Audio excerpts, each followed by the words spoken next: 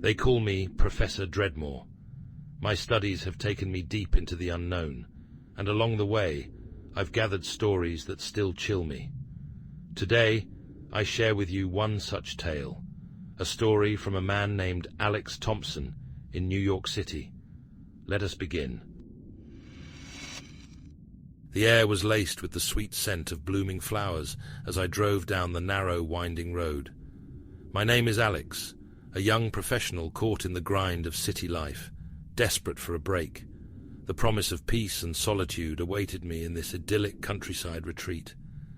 As I pulled up to the charming villa, the sights and sounds felt like a balm.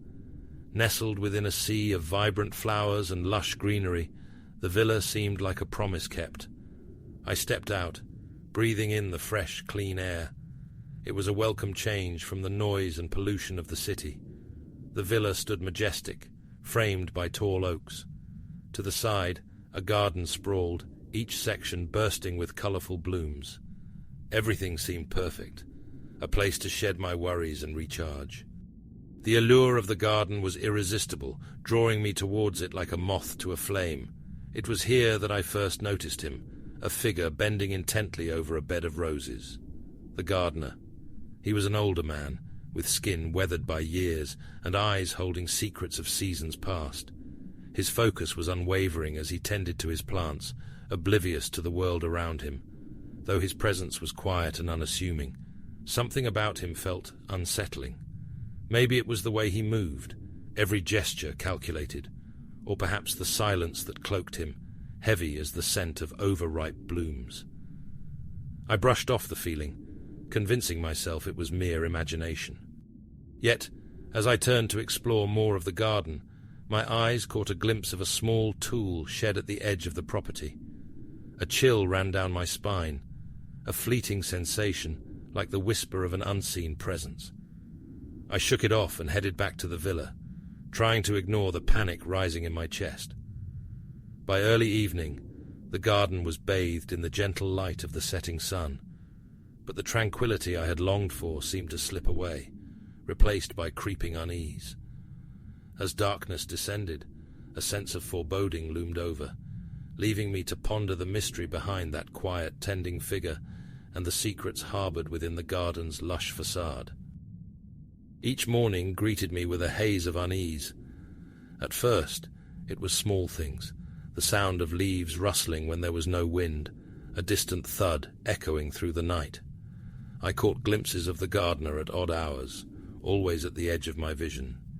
His presence clung to the garden like a shadow, one that seemed heavier and darker with each passing day. There was an unsettling smell too, sharp and chemical, wafting from the depths of the garden. I noticed peculiar patterns in the plants, their growth almost too perfect, their arrangement unsettlingly meticulous. What piqued my curiosity was his meticulousness. His garden was more than just rows of vibrant flowers. It seemed almost choreographed. Driven by a restless curiosity, I one day wandered deeper into the garden, drawn like metal to a magnet by an inexplicable force.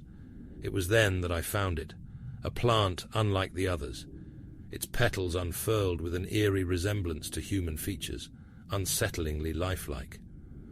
I confronted the gardener, my voice trembling but firm. He dismissed my concerns, explaining it away as some rare exotic species. Yet the look in his eyes conveyed a story far different from his words. A hint of something darker lay beneath his placid exterior. Determined to uncover the truth, I resolved to dig deeper, my fear mingling with a relentless urge to uncover the secrets that lay beneath the garden's beauty. Late one night, fueled by a mix of fear and intrigue, I made my way to the tool shed I had previously glimpsed. My heart pounded against my chest like a warning drum as I creaked open the door. Inside, tools lined the walls, gleaming under the dim light, sinister in their sharp precision. But it was the photographs that truly chilled me, a macabre gallery of the gardener's work, each image more grotesque than the last. Panic gripped me, and I stumbled back, knocking over a pot with a clatter that echoed into the darkness.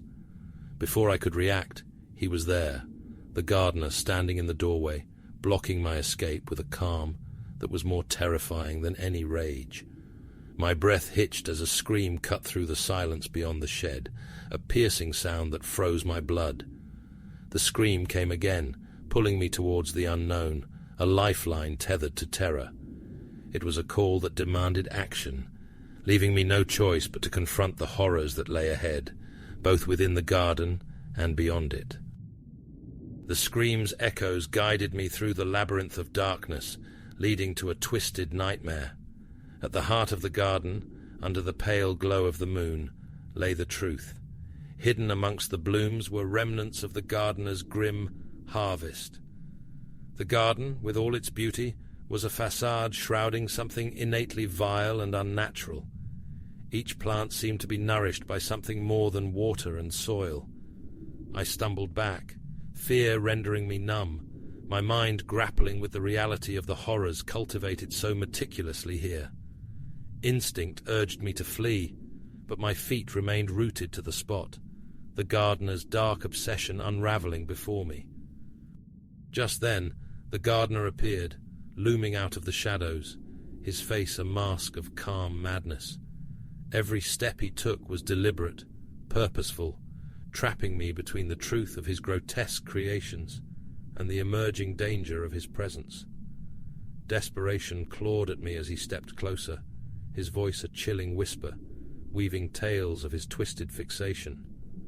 Panic fueled my fight for survival, mind clearing like a fog lifting at dawn. In a moment of clarity, I grabbed a nearby tool, a rusted spade, and swung with all my might. The spade struck true, buying precious seconds for escape.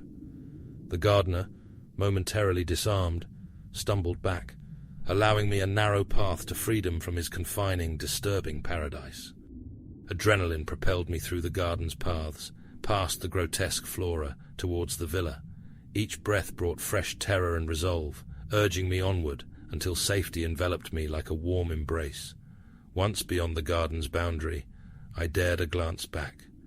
The villa stood there, still and serene under the night sky, its beauty unchanged, but forever marred by what lay within. Relief flooded me, though my heart remained tethered to the events that had unfolded. In the aftermath, I found solace in my survival, but also a new wariness. Sometimes, the most beautiful facades hide the darkest secrets, and sometimes it takes courage to face the horrors lurking beneath, a lesson I learned amidst the roses in a garden of terror. Now that we've reached the end of Alex Thompson's story, I'd love to know your thoughts. My journey into the unknown is never-ending, so subscribe if you're ready for more tomorrow. And please, like the video to keep these tales coming.